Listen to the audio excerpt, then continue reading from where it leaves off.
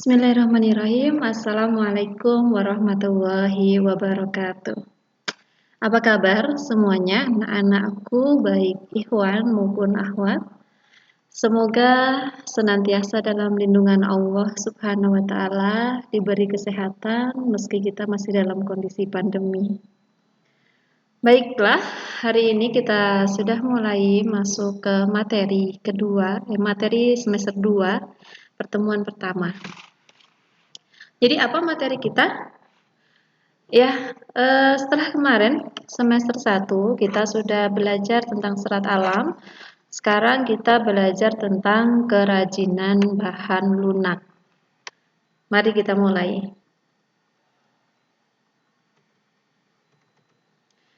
Yang pertama, di sini ada prinsip kerajinan, ya. Kita harus tahu dasar prinsip dari kerajinan yang akan kita pelajari. Pertama, apa itu sampah?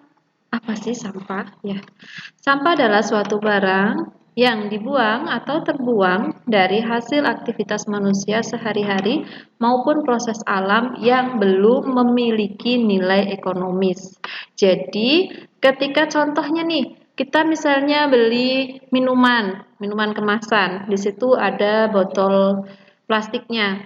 Nah, setelah kita menghabiskan isinya, maka botol plastik itu sudah menjadi sampah karena dia sudah tidak memiliki nilai ekonomis lagi. Seperti itu ya. Selanjutnya, limbah ya. Itu dikelompokkan menjadi 3 bagian. Apa saja? Mari kita lihat. Yang pertama, berdasarkan sumbernya ya. Berdasarkan sumbernya. Pertama, ada limbah pertanian. Kalian pasti pernah lihat nih, sawah yang terhampar luas. Di situ ada petani padi, mungkin ada petani jagung. Saat mereka panen, mereka tetap akan menghasilkan ya pohon dari panenan mereka ya, sampahnya. Itu limbah pertanian, ya pohon padi atau pohon jagungnya. Selanjutnya, limbah industri. Nah, kalau ditarakan, kita bisa lihat limbah industri itu yang dihasilkan oleh IDEC, perusahaan IDEC. Di situ pasti ada limbah industri hasil dari kegiatan industri mereka, ya. Yang ketiga, ada limbah pertambangan. Ya, betul. Ditarakan juga ada pertambangan yang terdapat di sini ya, di dekat dengan kita. Selanjutnya ada limbah domestik. Limbah domestik itu limbah pemukiman penduduk, limbah pasar atau limbah rumah makan. Nah, limbah yang dihasilkan oleh kita di rumah itu masuknya ke limbah domestik. Jadi ketika orang tua kita ya, ibu kita masak sayur, terus ada sampahnya di situ yang dihasilkan dari kegiatan masak sehari-hari, itu masuk ke dalam kategori limbah domestik. Paham ya? Selanjutnya, limbah berdasarkan wujudnya. Ini dibagi menjadi 3. Ya, wujud rupa. Itu dibagi menjadi 3. Yang pertama, limbah gas, ya. Itu seperti polusi udara yang sering kita sebut. Baik itu dari asap-asap industri atau dari knalpot motor atau mobil ya. Selanjutnya ada limbah dalam bentuk cair. Kemarin-kemarin sempat booming ya di berita bahwasannya di ibu kota Jakarta ada sungai yang banyak sekali busanya. Nah, itu kenapa bisa terjadi? Karena sungai itu airnya sudah terkontaminasi dengan zat-zat kimia yang bahaya ya, membuat biota yang ada di dalam air atau di dalam sungai itu bisa jadi hilang gitu. Nah, yang bisa kita dapetin di rumah tangga itu saat kita nyuci ya. Limbah air bekas cucian kita, baik itu nyuci, mandi, cuci piring, cuci baju. Tuh. Selanjutnya padat ya. Wujud yang padat. Nah, seperti itu plastik. plastik-plastik, terus habis itu pokoknya limbah yang kelihatan, yang bisa kita pegang, bisa kita raba. Itu adalah limbah wujudnya padat. Selanjutnya apalagi? Yaitu limbah berdasarkan senyawanya. Di sini dibagi menjadi dua. Apa saja? Ada organik dan ada anorganik. Nah, limbah organik adalah limbah yang dihasilkan dari alam dan bisa diuraikan oleh alam. Paham ya? Dan anorganik adalah limbah yang susah diuraikan oleh alam. Biasanya buatan manusia, kayak gitu. Nah, contohnya saja untuk limbah anorganik. Misalnya katakan satu kantong plastik belanja itu bisa diurai membutuhkan waktu hingga 100 tahun. Luar biasa lamanya ya.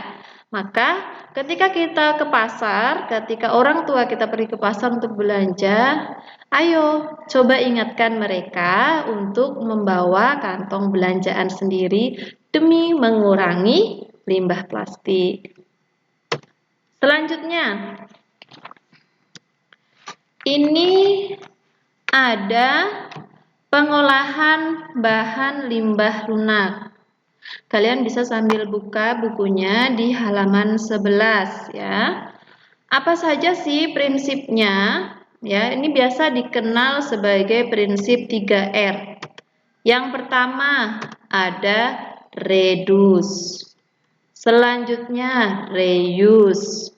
Yang ketiga ada recycle.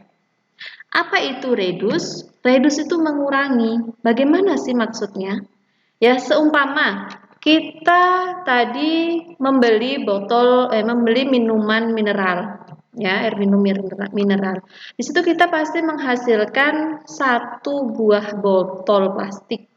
Setelah kita meminumnya ya, maka bisa kita kurangi dengan cara kita membawa botol minum dan mengisi air minum kita dari rumah. Itu supaya kita tidak ikut menghasilkan limbah botol plastik. Nah, bagaimana jika sudah terjadi? Maka kita reuse nih. Reuse itu menggunakan kembali. Wah, kepepet nih, tadi sudah beli air minum kemasan. Nah, apakah bisa itu si botol bisa kita gunakan lagi? Nah, silakan gunakan sebagaimana fungsinya untuk menaruh minuman kita. Jika sampah yang kita hasilkan tidak bisa direduce dan reuse, kita bisa ke prinsip ketiga, yaitu recycle. Recycle itu mendaur ulang. Contohnya gimana? Tadi botol plastik. Mari kita potong, kita kasih warna, kita kasih hiasan supaya cantik. Lalu kita bisa gunakan hasilnya tadi untuk menaruh ballpoint atau jadikan vas bunga atau dijadikan pot bunga hidup ya untuk media tanam gitu. Paham ya? Selanjutnya ada proses pengolahan bahan limbah. Kamu bisa buka bukunya di halaman 14 ya. Apa saja sih proses pengolahan bahan limbah? Mari kita lihat.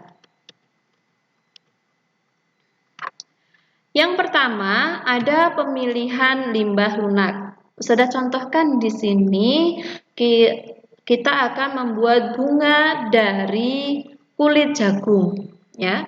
Pertama, pilih bahan limbah lunaknya, pilih kulit jagungnya. Kadang kulit jagung itu kan ada yang robek-robek, ada yang tipis, ada yang terlalu kasar ya kalau yang bagian luarnya. Maka kita pilih yang imbang ya, yang robekannya atau kupasannya rapi. Selanjutnya dibersihkan. Nah, bersihin tuh, biasanya namanya kulit jagung kan ada rambut jagungnya. Pisahkan rambut jagung dari kulit jagung yang akan kita gunakan. Selanjutnya pengeringan. Nah, karena kulit jagung itu adalah limbah organik, maka dia ada potensi busuk. Nah, dikeringin boleh, dikeringkan dengan cara alami, dijemur di bawah sinar matahari atau mungkin di dalam microwave ya, supaya cepat kering. Selanjutnya, bunga itu kan ada berbagai warna, ya ada merah, ada kuning, ada pink. Maka selanjutnya pewarnaan. Sesuaikan dengan bunga apa yang akan kita buat, seperti itu. Selanjutnya, setelah kita bersihin, pilih, ngeringin, diwarnain, dikeringkan lagi. Dikeringkan lagi setelah kita melakukan proses pewarnaan. Setelah itu, supaya rapi dan mudah digunakan untuk kerajinan, maka dihalusin.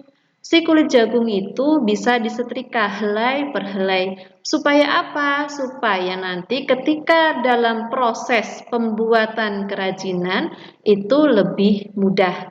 Gitu ya. Selanjutnya ada syarat-syarat perancangan benda atau syarat-syarat perancangan kerajinan kita. Apa saja sih? Yang pertama, kegunaan ya. Kan tadi kita tahu nih kulit jagung nih bisa digunain sebagai hiasan ya, jadi dibentuk bunga gitu. Terus nyaman, hasil dari yang kita buat bisa membuat kita merasa nyaman di sekitarnya ya, jadi mungkin tidak menghasilkan bau, tidak ada zat kimia di situ ya yang membahayakan manusia. Selanjutnya keluasan, luas hasilnya, jadi tidak kedodoran saat kamu membuat si bunga itu. Terus ini mohon maaf bukan kesamaan tapi keamanan ya, safety, keamanan. Nah, dalam kita proses membuat sampai dengan hasil ketika diletakkan, keamanan kita nomor 1 ya, safety first dalam apapun prosesnya ataupun hasilnya ya. Selanjutnya indah. Indah. Misalnya tadi akan membuat bunga dari kulit jagung menyerupai bunga teratai ya. Kita bikinlah warna yang sama kayak bunga teratai, motong kelopaknya satu persatu seperti bunga teratai, seperti itu. Maka syarat dari perancangan sudah kita penuhi dan hasilnya insya Allah akan luar biasa karena kita sudah mengerjakan atau membuat kerajinan dengan sepenuh hati dan perasaan. Mari suatu saat kita akan coba mempraktekkan menghasilkan satu kerajinan dari bahan lunak. Nah, sekarang untuk lebih memahamkan, Ustazah akan beri soal sedikit ya. Nah, apa soalnya? Carilah 5 macam limbah anorganik. Lalu berikan tindakan pengolahannya berdasarkan prinsip 3R. Gitu. Sudah contohin satu ya.